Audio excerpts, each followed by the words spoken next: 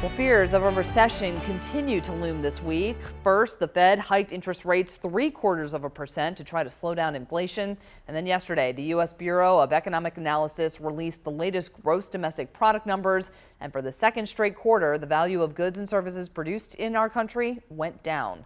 WMAR2 News' Mark Roper is live this morning. And Mark, economists and financial analysts are looking really closely at these numbers. But what does this mean for people like you and me and our budgets? Good morning, Megan. Well, the general rule of thought is that 2 consecutive quarters of economic decline equals a recession, but the organization which makes it official hasn't called it yet. So I spoke with a consumer expert to find out how consumers should take this news. Now, the value of goods and services produced in the United States, otherwise known as gross domestic product or GDP for short, dropped in the second quarter of 2022 by 0.9%. And while GDP is in decline for a second quarter in a row, GDP decreased less in the second quarter of 2022 than it did during the first quarter of the year. The first quarter of this year saw a 1.6% drop in GDP.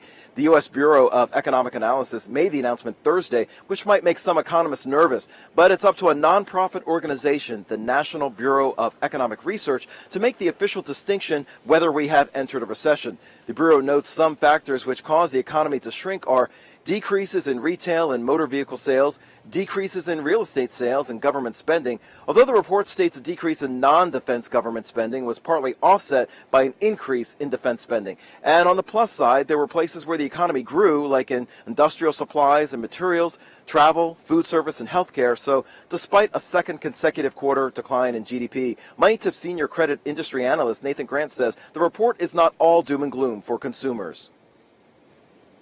One of the things that came out from the report, and since a lot of the discussions this week leading up to it, is that the growth is slowing though. So we're still seeing that trend in that direction, that even though we're not maybe at a recession yet and spending is up along with the unemployment rate being down, like I said, those are things that the positivity there is starting to slow, so the rate of it is changing, and that's where we have to keep an eye on these things.